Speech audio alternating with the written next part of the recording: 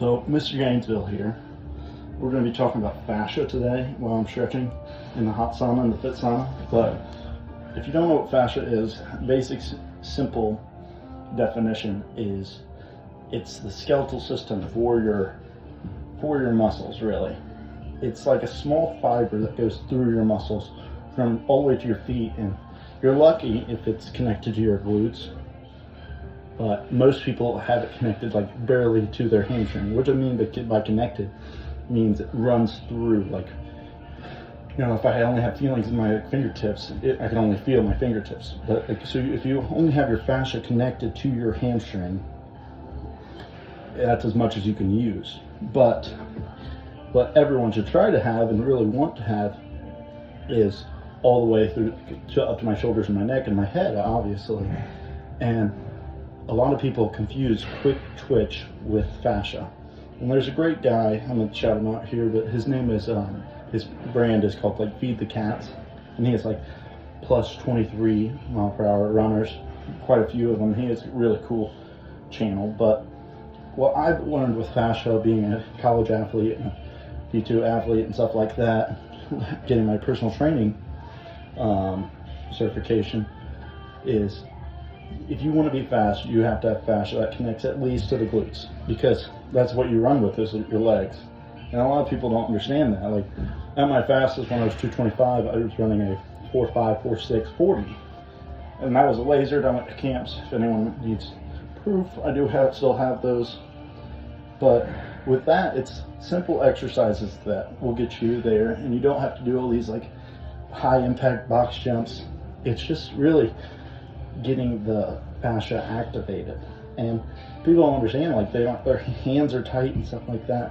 There's simple exercises you can do for your hands. Like one we're going to talk about today, and we'll go ahead and jump right into it, is you put your hands together and kind of push about 15 to 20 pounds of pressure for about 20 seconds. Then you're going to move to the next one. You just kind of hold that for 20 seconds. What it's doing is it's like it's not like where you're grip training, where it's like the actual muscles. It's kind of like quick twitch or quick touch or whatever, speed training, but it's not a lot of pressure on your hands. It's not really straining your hands. It's just activating. That's how you want to think about it. So you want to do that for each hand, each finger, for about 20 to 30 seconds. If you want a little more activation, and you don't have a little bit more time, go ahead and do it longer. But you only need about 20 to 30 seconds. And by the end of it, you will feel like your hands are kind of woken up and you got better grip. I tested my grip strength one day when I was before my training, and it was like, with one of the grip machines, it was 148. And by the time I was done with fascia training, it was like, I think before it was 137. And after it was like 153, 160. It was insane change. And that's just like, a lot of people do stretching before they run or something like that to wake up the body. Why wouldn't you wake up such an important system? So I think fascia is huge, and like even these top athletes, they have it probably up to their belly or abdomen, but most people probably don't even have it barely at their calves. The people who haven't ran since they were 20, because if you don't use it, you're going to lose it. And that's the biggest thing I've learned, taking a year off of college and retrying out for that UFL, is like, after a year off, it's taking forever to like strengthen and reactivate it. Because when I recently started training, it was probably no more than midway through my hamstring, I could feel it. And you can actually feel it when you're running. Like when I run without fascia training before, I'm probably running a 4.9, almost 5. But if I do fascia training before, I can, at 300 pounds, I can get 4.7. But the goal is, here in like 3 to 6 months, I'm hoping to be running about 4.6, 4.5. Which, if you know a 40, that's pretty dang good. But another one I do for my fascia training, we're going to talk about the lower body now, not just hands, is I'll just demonstrate here it is, but if you get up, then stand on your toes, then just kind of go into a squat and right back up. And usually I get weights and I balance and hold them. It's almost like if you want to make this a little bit harder and make it a little bit more difficult, take weights, put a band in them, and hold it like a basketball. You kind of dribble while you're down into the squat with your toes. But you do have to have the toe and feet strength before you do this. Like if you tried to stand up on your toes for a minute and a half, you would not be able to do that right now. Just because no one trains their feet. And that's the biggest thing, is being able to get that balance.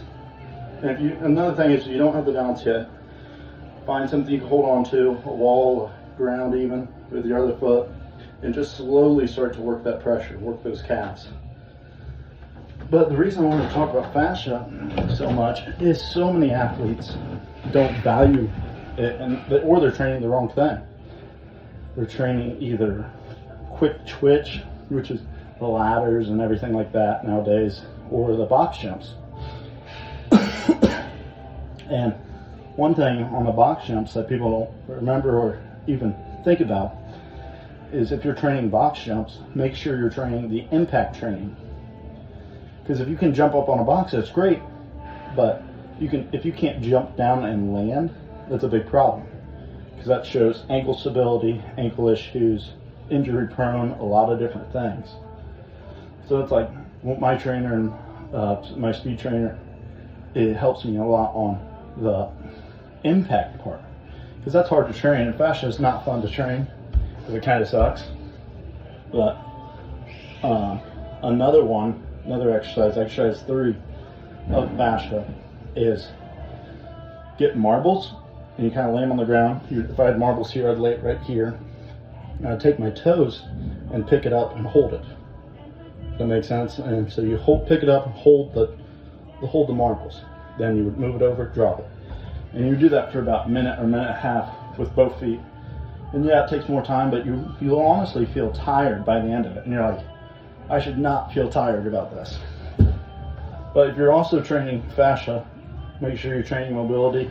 And if you're anyone, make sure you train mobility, because you can be as strong as you want, but if you can't move weight, or can't move it and not, if you can't move it and not injure yourself, you're going to run into issues. Like this weekend, I was just laying in bed, getting ready for bed, and I pulled my arm up to sleep on it, and I pulled my neck and I tweaked it. And the reason that is because I haven't been doing fascia training, and I also haven't been doing stretching.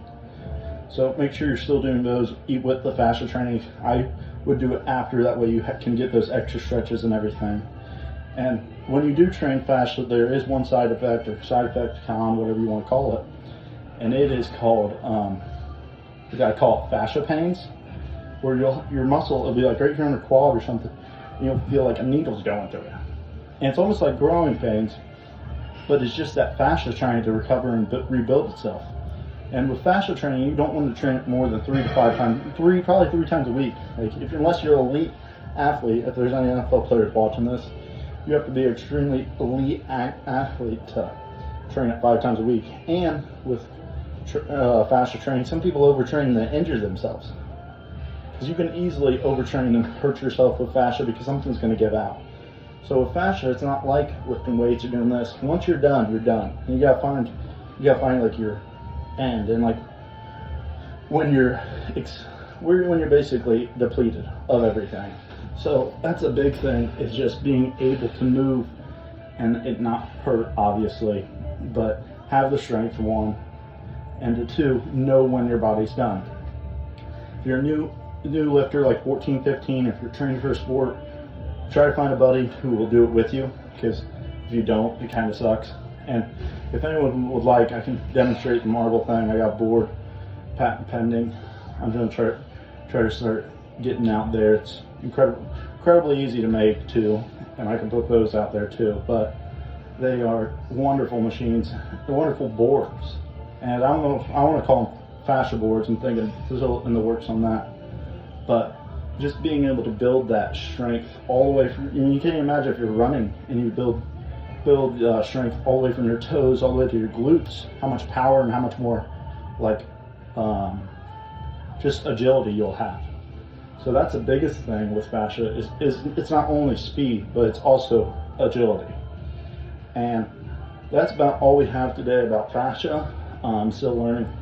I mean, you can be a great teacher. It's always still learning. But that's all I wanted to add today. I hope everyone has a good day this week. If you have any questions on fascia, please let me know in the comments. God bless everyone this week, and make sure you're doing your saunas. Quick tidbit on the saunas: if you do saunas 3 times a week for 30 minutes, your chances of heart attack or heart failure will go down by 30 to 40% in your lifetime, even up to like 63%. There's a study on that. If anyone's wondering, you can discount it. So, but that's all I have from Mr. Gainesville today. Hope you guys learned something. If you have any questions, feel free to ask.